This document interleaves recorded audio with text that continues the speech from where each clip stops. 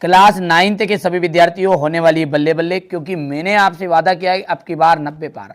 उसी श्रृंखला में बेटा अपन मोस्ट जो इंपॉर्टेंट क्वेश्चन पढ़ रहे हैं उसमें आज अपन पूरे सही विकल्प, जितने भी इंपॉर्टेंट सही विकल्प हैं, ठीक है, जिनके चांस रहेंगे परीक्षा में आने के, उनको कवर करते हैं। कोई रियल नहीं बेटा, मोस्ट इंपॉर्टेंट पर 100% आएंगे, ये जवाबदारी है। ठीक, पढ़ के चले जाना एग्जाम हॉल में जाने से पहले। किन्हीं दो अपरिमेय संख्याओं का गुणनफल होता है। देखो, अपरिमेय संख्याओं का जो गुणनफल होता है ना, वो कभी तो परिमेय होगा तो कभी अपरिमेय होगा। इसके दो उदाहरण यहाँ पर मैंने लिख दिए। किसी वास्तविक संख्या का निरपेक्ष मान सदैव होता है। कोई भी जो वास्तविक संख्या है उसका निरपेक्ष मान सदैव कैसा होता है? धन संख्या। शून्य बहुपद की घात होती है, शून्य बहुपद की घात होती है, परिभाषित नहीं। ठीक है, निम्नलिखित में से कौन त्रिभुज सर्वांग समता की एक कसौटी नहीं है? S S A. तीन असंख्यक बिंदुओं से होकर कितने व्रत खींचे जा सकते हैं? तो कितने व्रत खींचे जा सकते हैं? 3 व्रत खींचे जा सकते हैं।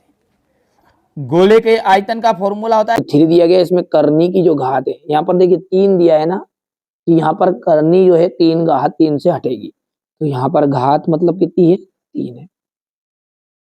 एक ऐसा समीकरण आलेख जिसका आलेख एक सरल रेखा होता है, वो आपका रेखिक समीकरण कहलाता है। जब दो किरणें एक ही अंत बिंदु से आरंभ होती है, तो जब दो किरणें एक ही अंत बिंदु से आरंभ होती तो एक कोण बनता है। शंकु का कुल पृष्ठीय क्षेत्रफल, शंकु का जो कुल पृष्ठीय क्षेत्रफल होता है वो होता है पाई आर और आर प्लस एल। ठीक है, क्योंकि शंकु जो होता है ना वो आपका इस टाइप का होता है। ठीक है भैया, क्या होता है? ये शंकु कुछ इस तरह का रहता है।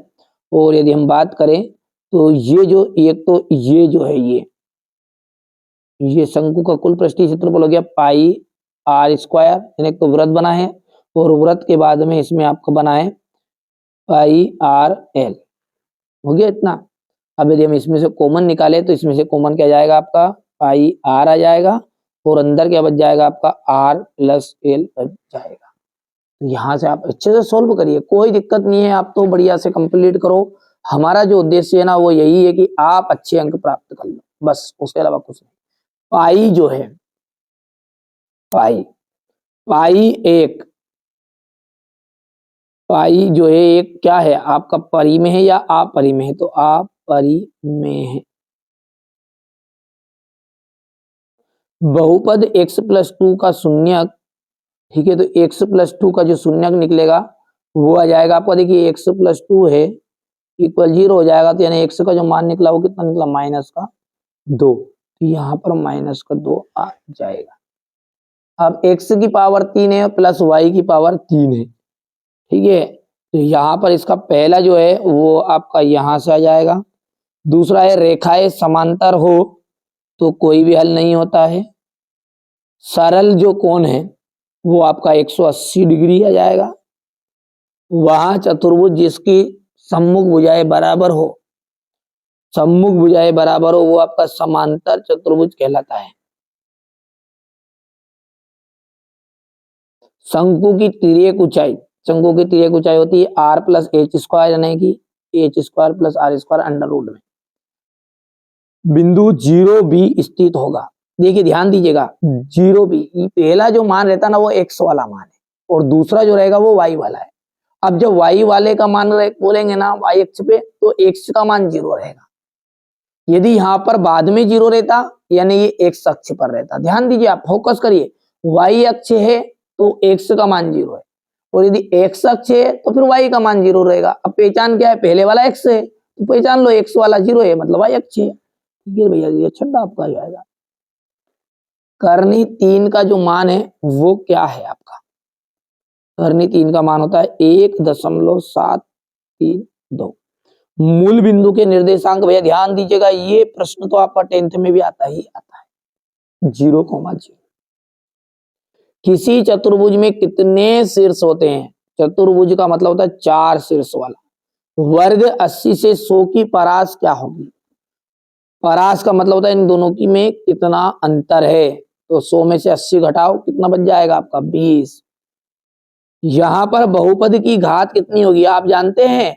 बहुपद की घात किसे कहते हैं? जो ज्यादा घात रहे, जो आपका बहुपद लिख दिया और इस बहुपद में सबसे ज्यादा घात बता दो कौन सी है, तो 8 है, तो वही बहुपद की घात कहलाएगी। तो ये हो गया आपका 8।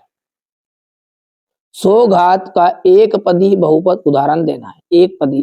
तो यहाँ पर एक पदी के लिए a x की घात 100, या फिर आप कोई सा भी लिख दो भले, कोई दिक्कत नहीं है। ये पड़ जाएगा 4x की घात 2। इसमें कितने पद है? केवल और केवल एक पद है। लघुत्तम समापवर्तम प्लस महत्तम समापवर्त्य, इसका मतलब है बहुपदों का गुणनफल। तो बिल्कुल राइट बात है ये। समीकरण x प्लस 2y इक्वल 5 है में यदि x इक्वल 1 है तो y इक्वल 2 होगा। तो ये देखिए x का मान 1 रखो, तो रख दिए हैं पे 1 जैसे रखा तो उधर गया तो किसका गया? माइनस हो गया। 5 में से गया 4, 4 के बटे में 2, तो 2 उत्तर आया। बिल्कुल राइट बात होगी। वर्ग अंतराल 10 से 15 में 10 जो है वर्ग की उच्च सीमा है, और वर्ग की उच्च सीमा किसे कहते हैं? जो जानदा बार हो। तो 15, ये आपकी उच्च सीमा 15 रहती, लेकिन ये बता रहा है 10, इसलिए ये बात आपकी हो गई गलत है। बराबर वस्तुओं में समान वस्तु जोड़ने पर योगफल बराबर नहीं होता है। तो देखिए बराबर वस्तुओं को जोड़ेंगे ना तो योग भी इनका बराबर ही होगा। तो यहां पर आपका ये चौथा जो है असत्य रहेगा। अगला है सर्वांग सम त्रिभुज में संगत भाग। सर्वांग सम त्रिभुज में संगत जो भाग होता है वो बराबर होता है, बिल्कुल सत्य है।